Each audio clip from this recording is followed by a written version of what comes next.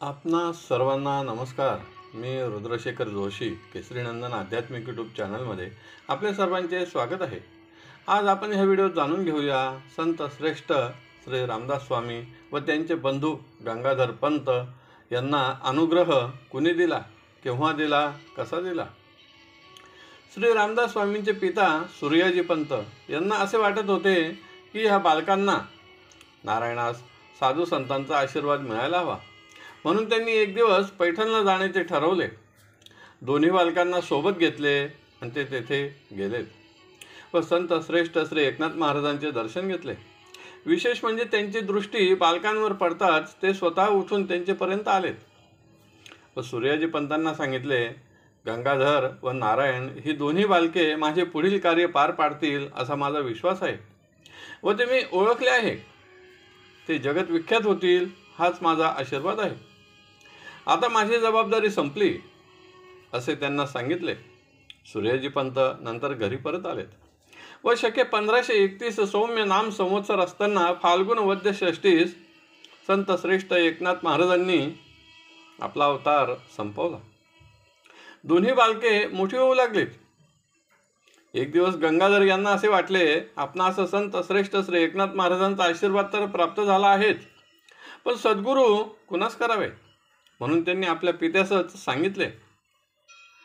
पण त्यांनी सांगितले, मंत्रोपदेश कसा द्यावा याचा मला काही अनुभव नाही. देवघरात श्रींच्या मूर्ती आहेत, त्यांची सेवा करून त्यांच्याकडूनच अनुग्रह घ्यावा. त्यांना हे योग्य वाटले. ते देवपूजन करून रोज देवास प्रार्थना करीत असत व नंतर मारुतीच्या मंदिरात जाऊन मारुती कवचाचे पाठ करायला त्यांनी सुरुवात केली. 10 दिवसानंतर 11व्या दिवशी मारुतीच्या मूर्तीभोवती तेजोवलय निर्माण झाले व त्यातून प्रत्यक्ष मारुतीराय प्रकटले. गंगाधर पंतांच्या पाठीवरून हात फिरवला व विचारले, आपणास काय पाहिजे. त्यांनी सांगितले, मला मंत्रोपदेश हवा आहे. मारुतीरायांनी श्रीराम प्रभूंचे ध्यान केले. ते प्रकट झालेत. त्यांनी त्यांचे नाव रामी रामदास असे ठेवले व त्रयोदशाक्षरी मंत्राचा अनुग्रह मंत्रोपदेश दिला व अंतर्धान पावलेत. त्यानंतर हीच गोष्ट नारायणास जाणवली. आपण देखील सद्गुरू तर केलेच पाहिजे. त्यांना देखील तोच प्रश्न पडला, कुणास सांगावे. त्यांनी ही गोष्ट आपले ज्येष्ठ बंधूंजवळ बोलून दाखवली. तुम्ही तर आतापर्यंत अनेकांना अनुग्रह दिला आहे, मग मला देखील अनुग्रह द्यावा. त्यांनी सांगितले, हे नारायणा, ह्या गोष्टी मोठेपणी करायच्या आहेत. आतापासून त्याचा विचार तू करू नकोस. पण नारायणास हे बोलणे काही पटले नाही. ते सरळ मारुतीच्या मंदिरात जाण्यास निघालेत.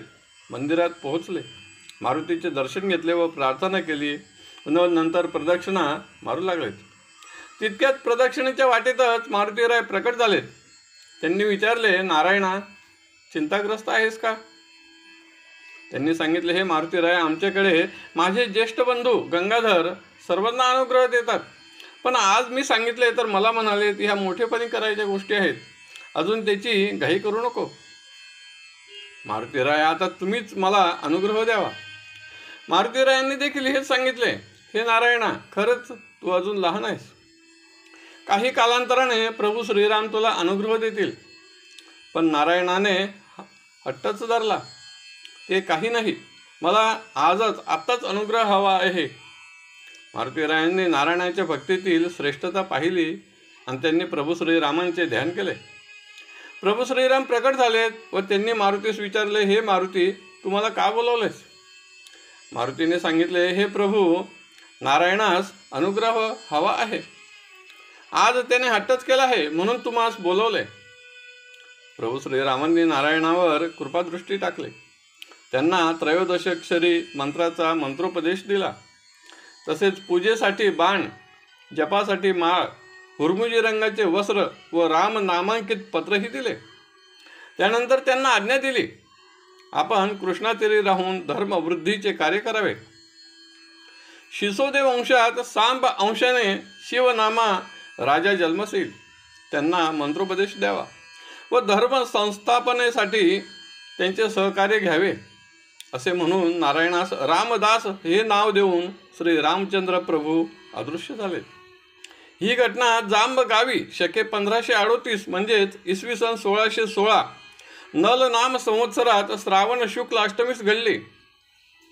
संत श्रेष्ठ श्री रामदास स्वामींचा जन्म 1608 मध्ये झाला व अनुग्रह प्रत्यक्ष श्री रामप्रभूंनी 1616 मध्ये म्हणजेच अवघ्या 8व्या वर्षी दिला. यावरून त्यांचे श्रेष्ठत्व लक्षात येते. ही सर्व माहिती त्यांच्या चरित्र ग्रंथातून घेतली असून आपणास आवडली असेल तर जरूर लाईक करा, शेअर करा आणि व्हिडिओच्या खाली असलेल्या सबस्क्राईब शब्दावर जरूर क्लिक करा. धन्यवाद. नमस्कार. जय केसरी नंदन.